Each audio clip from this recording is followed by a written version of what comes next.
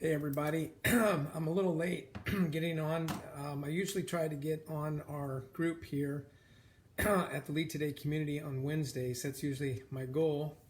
And currently, I am just north of San Antonio, Texas. If somehow you've been shut off from the news, it's been a bit of a challenge. Did you just hear where I said that I'm from? I mean, physically where I'm at right now is in a little dinky town called Spring Branch, Texas. Not the one that's by Houston, but the one that is just north of San Antonio. And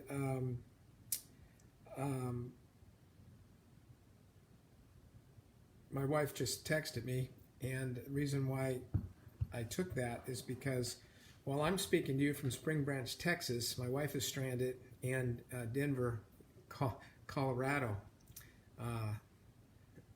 She went there on a mission, and it was supposed to be a couple days, and it'll be a week.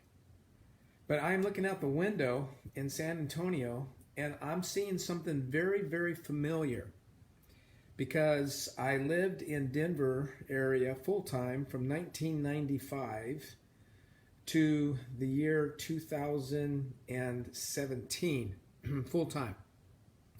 I still live there part time from time to, and I am looking out the window, and it is snowing like nobody's business. It's snowing like nobody's business.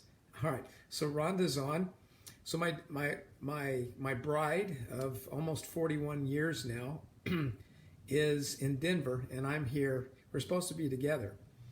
So just to kind of fill you more, I'm going somewhere with this, so hang tight with me.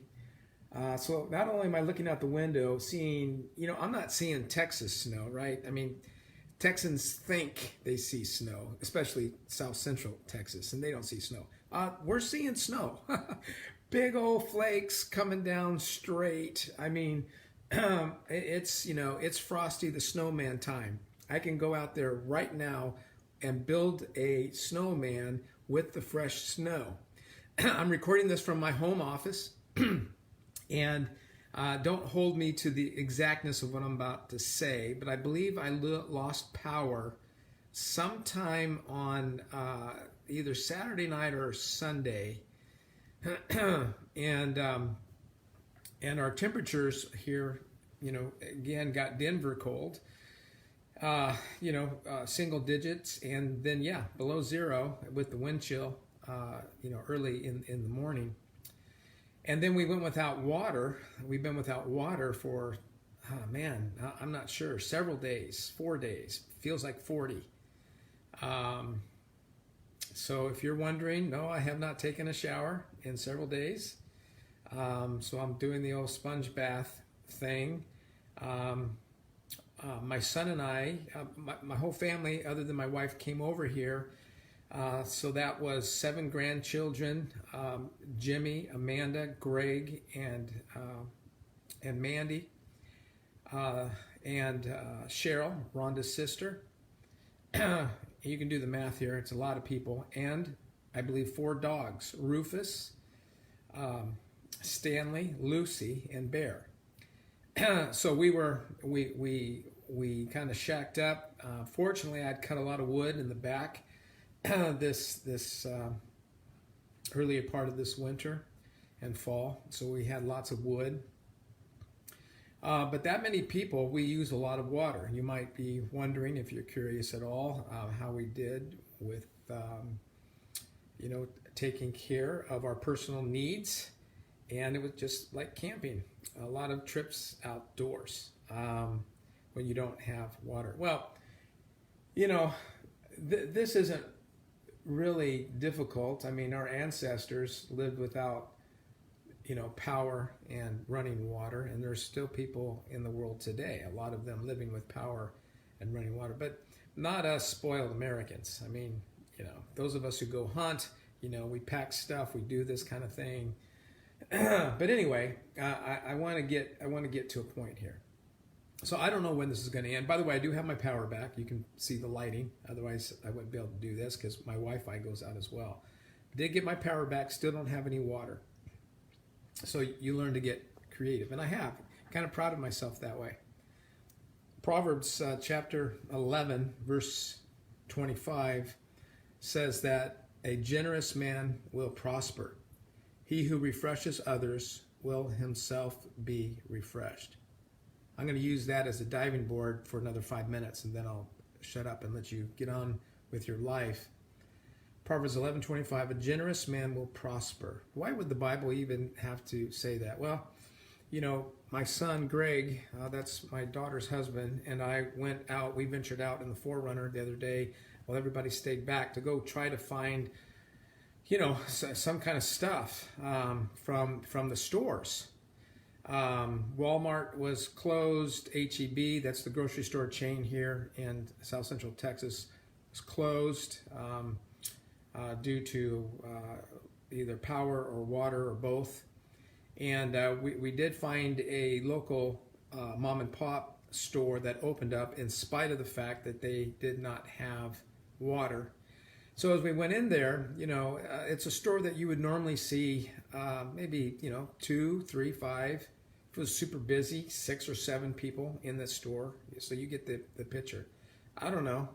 You know, I don't know. Coming in and out, and those that are in, you know, probably 40, 50, you know, people were in there. Everyone was trying to be polite, but you could tell that generosity was beginning to be squeezed out of us.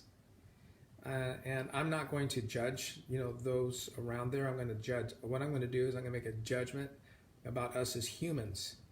And for those of you who aren't religious, just bear with me. But, you know, however it happened exactly, you know, the Bible says that we're all sinners and we've all fallen short, you know, of the standard, of the glory of the person of God, the Creator, the Great Spirit revealed to us in Jesus. And you know, you could see that it wouldn't take much for people to cross the line, right, and to dart in front of others to grab something. I mean, that already happens anyway, right? I'm gonna leave some of my personal jokes out of it, because if I don't, I'm gonna be accused of some other things in a little bit. It is still coming down like no other, you guys, in Texas. I'm not talking Amarillo. I'm not talking about northern Texas where it snows there. I'm talking about Palm Tree, Texas. I'm talking about, you know, 1 billion degrees in the summer, Texas, right? I'm talking about if you don't own a swimming pool, you're weird if you type of Texas, right? That's where I'm at. I mean, it's coming down. Our pool, you know, if you had ice skates, you can get on our pool right now and skate around. Seriously. It's all frozen. I mean, you might fall through. Generosity. You know, that's what leadership is. You know, people hurt people, unfortunately. You have wounds because of other people's actions. I have wounds. Our children have wounds. We've tried to protect our children from wounds, and sometimes in doing that, we create wounds, right? We rescue. We don't prepare. We don't equip. So then when our kids eventually get out in the world and face the reality of the world, they're not ready for it. They're not prepared for it. So, you know, we always struggle, right, with what do we do? How do we prepare? I mean, that's a lot of stuff on all of us. I know as a grandfather, I want to protect my grandkids from the junk in this world. And I still want to protect my kids who are grown adults in their mid-30s. You know, Rhonda and I have had a blessed life, a good life, but we've tried to lead, and we've tried to make the world a better place wherever we're at, and it's a generous thing to do. And those of you who are in this community, you too are leading, and you are consciously leading. You know you're leading, and you also know that it isn't reciprocal, right? I mean, you're just started out if you haven't figured that out, right? So you have to lead because it's the right thing to do. It's the right thing to do. You take water over to your more elder neighbors because there's generosity in your heart. There's love in your heart. And you probably give them your last bottle of water. That's what you would do. That's what you would do. Because see, the first question of leadership is what needs to be done. That's the first question of leadership. First question. And if you're looking around wondering, I don't know what to do with my life, just ask that question. What needs to be done? What needs to be done in your home? What needs to be done in your neighborhood? What needs to be done in your workplace? What needs to be done in your city? What needs to be done? And then start pitching in. That's leadership. That's leadership. Let me go back to this proverb. A generous man will prosper. It's a proverb. So theologically, it means it's a general principle because people like generous people, right? So you're going to succeed because people are going to like you because you're a generous person. But a general truth isn't always true. Meaning, you could be a generous person trying to help others and get shot and killed in the process. Is that prosperity? Yeah, it still is. It still is. It's what holds up our humanity. It's what holds back the forces of evil. You prosper when you give your life to something that is right, even if you die physically in the process, and you believe that God picks you up on the other side. And then it says, he who refreshes others will himself be refreshed. So it sounds like I'm contradicting scripture when I say leadership in general is not reciprocal. Here's what I mean by that. If you're going in to lead because you're going to get something out of it, you're going in for the wrong reason. You got to go in to solve a problem, period. That's it. If you add anything else to it, it's corrupted. Now you might say, so Jim, are you saying that you've always gone into leadership with that kind of a pure heart? I would say most of the time I've gone in with a naive heart that had a leaning towards purity.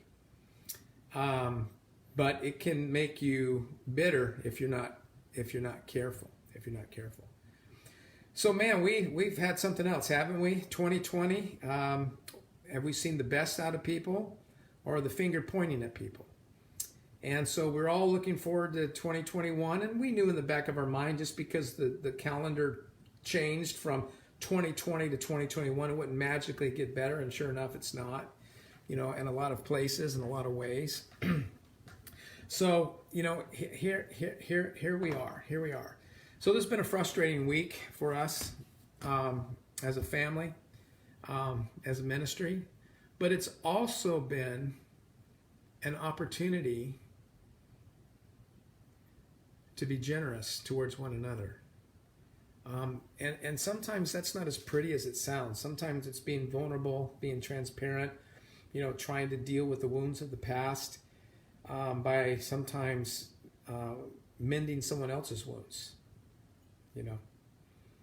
I got a cryptic message from my sister. Actually, our whole family did. And our family's huge now. I mean, it's huge. I don't even know what the number is. If we did a family reunion, I mean, it's massive. And all God-fearing, good people. And every single one of us with our struggles, and our crap and our junk. It is snowing. It is snowing. I don't have any skis here, but it is snowing. Anyway, she sent a message out, and it was a bit cryptic because, she's a nurse and she teaches nursing, and she's also a matriarch in her own right in our family. And but she was lamenting on how people treat people. So I don't know what she was talking about, but there's plenty of examples. So here's my challenge today. Let's don't be like that. Let's don't be like that. I'm going to fight hard not to be like that because I'm as competitive as the day is long. So it pisses me off when I see people act like jerks. But the truth is, sometimes I act like a jerk. So, I got to get back at it. I got to remember this. Generosity is about sticking your neck out. Generosity is about loving even when you say, I'm not going to do it anymore because it hurts too much. So here's my final analogy.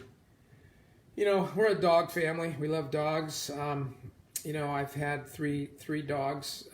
I've had more than 3 dogs, but I've had 3 dogs for a significant amount of time that when they passed, it killed me. It killed me. And it's been a while now since Oreo has passed. He was a border collie that we love dearly. And we are now thinking about getting another dog. And I already know that if I outlive that dog, I'm going to hate that I got that dog. And yet I'm going to love it, you know, and that's kind of like leadership. It's folks, you know, if you got bad employees, you got people stabbed you in the back, you got, you know, you thought about running for office and you're going, are you kidding me? You know, you're trying to minister, you're trying to do nonprofit work, you're trying to do church work, and you sometimes saying, you know, is it worth it? It's the wrong question. It's the wrong question. Be generous. That's how God made you. Don't let the world steal it from you. Okay? Boy, did I go long this week.